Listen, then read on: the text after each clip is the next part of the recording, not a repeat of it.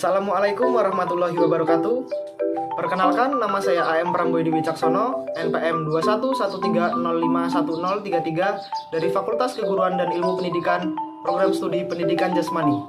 Di sini saya akan menyampaikan resum PKKMB dari hari pertama hingga hari terakhir. Di hari pertama ada beberapa materi, yaitu materi pertama, perkembangan revolusi industri di era 4.0 yang disampaikan Rektor Universitas Lampung, Profesor Dr. Karomani MSI. Di sini ada beberapa poin penting, yaitu revolusi mental, revolusi perkembangan, tantangan global, tantangan nasional, dan skill yang dibutuhkan.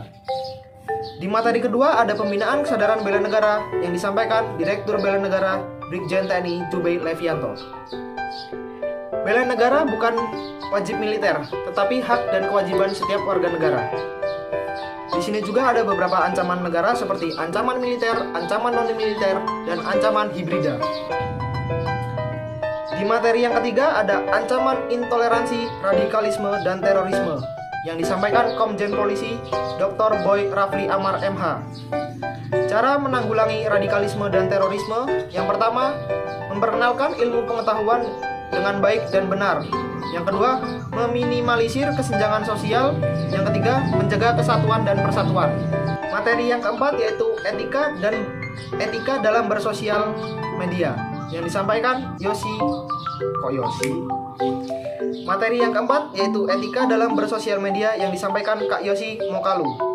Yang pertama yaitu meneliti dan jauhkan dari data pribadi, sikap kritis, apresiasi sumber ide orang lain, memperhatikan gaya bahaya, dan kejelasan bermedia sosial.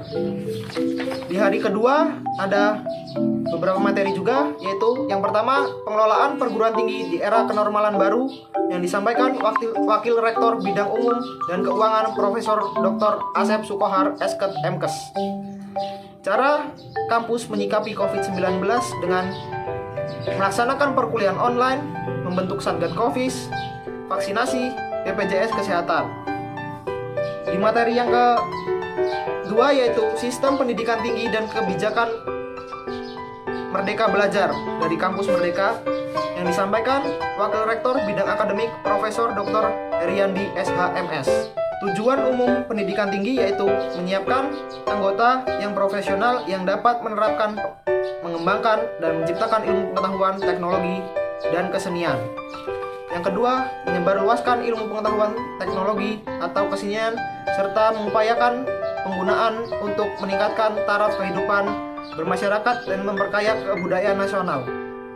Di sini ada 7 hal yang perlu diketahui, yaitu organisasi kemahasiswaan, satuan kredit semester yaitu SKS, semester, beban dan masa studi, kurikulum, hak dan kewajiban mahasiswa, dan kegiatan mahasiswa.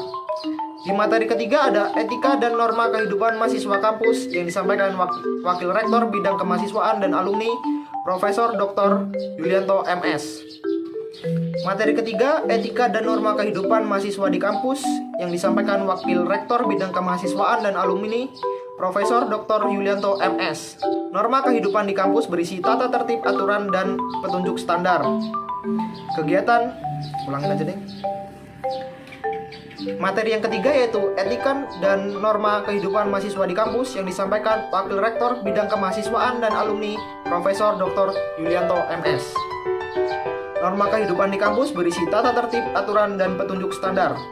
Kegiatan di perguruan tinggi yaitu kegiatan akademik kulikuler, hard skill, dan kegiatan non-akademik non-kulikuler atau soft skill.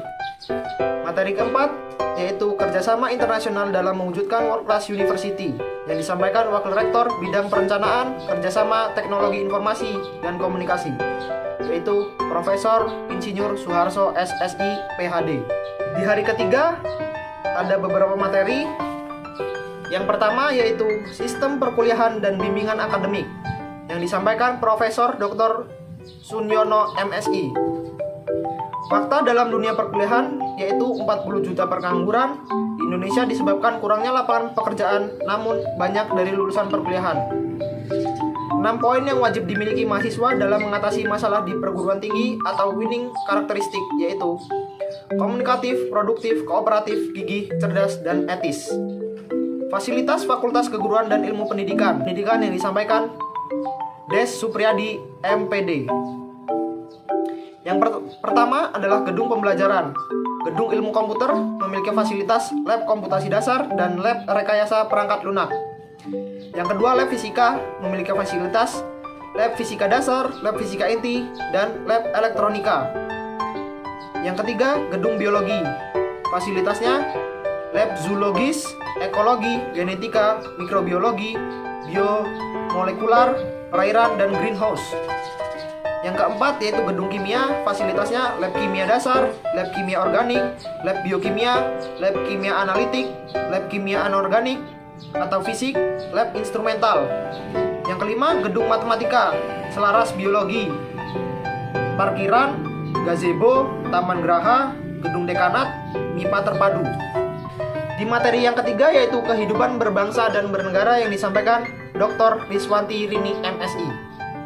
Kegiatan mahasiswa. Yang pertama, mahasiswa mengikuti berbagai lomba baik lokal, regional, maupun nasional dan internasional. Yang kedua, kegiatan pengabdian masyarakat. Yang ketiga, kegiatan berorganisasi, dan masih banyak lagi. Di hari keempat, ada sedikit materi. Yang pertama, tantangan kehidupan bagi generasi Z, milenial abad 21. Yang pertama, tantangan eksternal, internal, dan tantangan kompetensi. Selain literasi data, teknologi, dan mahasiswa perlu berbagi kemampuan yang adiktif terhadap kebutuhan abad 21.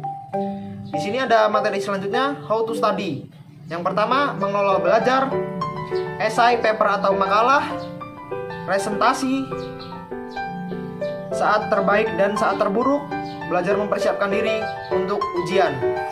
Sekian penyampaian yang saya dapat sampaikan dari resum PKKMB dari hari pertama hingga hari terakhir.